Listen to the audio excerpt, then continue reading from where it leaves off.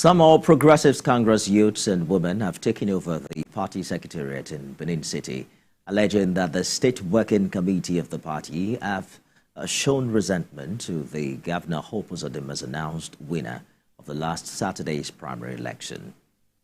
We have more in this report. Following reactions that trailed the last Saturday All Progressives Congress governorship primary in Edo State, these youths and women have taken over the party secretariat, sacking the state executive of the party and other workers. The protesters who took over the party secretariat are allegedly accusing certain party officials of trying to manipulate the election result in favor of their preferred candidates and vowed to continue their protests until their grievances are addressed. The situation remains tense at the APC Secretariat in Benin City as the protesters show no sign of backing down. I want to send a message to the National Working Committee.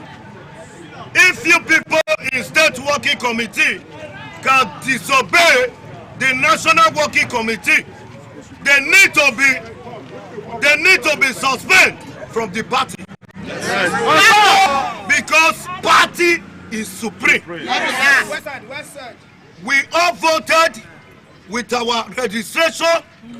We cast our vote for Dennis Idahosa. I want the National Working Committee may they look into Edo State matter, because the State Working Committee, we hear say they go do meeting with opposition. We don't fair to tell them before.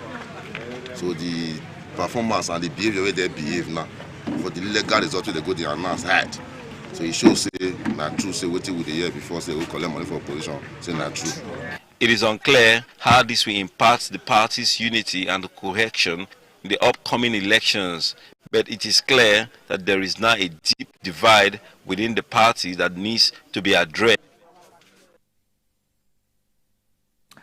Well, this impasse came as a result of another faction that has declared yet another individual winner of the primaries. For more on the Edo APC primary, I'm joined by lawyer and convener, Advocates for Good Governance, Dennis Osariti.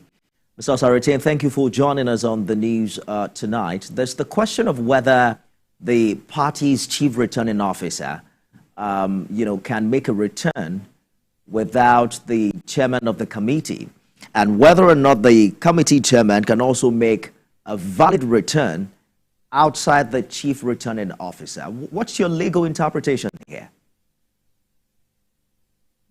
Hello, good evening, and thanks for having me. Can you hear me, please?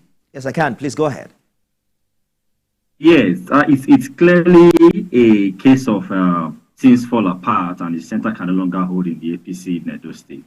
What we are seeing right now is nothing new to some of us, because we have always believed that the APC clearly don't preach or don't practice what they preach.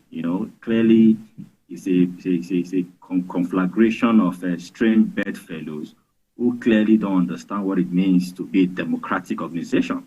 What we saw, last Saturday was a show of shame, and it's not an example that should be tolerated in any democratic environment. You have just hit the nail on the head. The chairman of the local electoral committee, and of course the returning officer. These are supposed to be Siamese twins. You cannot have one without the other. These two persons ought to work in perfect simulacrum. They should work together hand in hand, to give legitimacy to a process. But what do we find? We have seen splinter groups. We have different factions declaring their own results, and clearly tells you that this party is not a serious party and should not be taken seriously at all. My only prayer is that they should not, disturb the peace that has been enjoyed in those states for the past couple of years, by just their own, because of their inability to manage their own internal affair. And that is, for me, is very shameful. Mr. Osariti, what are the legal options open for, aggrieved individuals in this primary, particularly where you consider that there are examples from the past in states like Zamfara and Rivers where factional primaries led to the nullification of the party's candidates? Clearly, as of today, there's obviously no candidates or candidate has emerged from the process that happened on Saturday, the only option open is for them to toe the path of peace. And if they are aggrieved, they should, probably employ the internal mechanism as provided by their constitution and stop disturbing the peace of the state. If they cannot find remedy within the framework as provided by their own party, they should approach the court, because we have plethora of precedents. The courts have determined clearly what amounts to a properly conducted primary. We cannot, they cannot hold the entire state ransom simply because they are unable to manage their own internal affair. And that is my own, advising them right now to toe the path of peace and, engage the internal process of their party and stop disturbing the peace of the state. Dennis Osaritin, lawyer and convener advocate for good governance.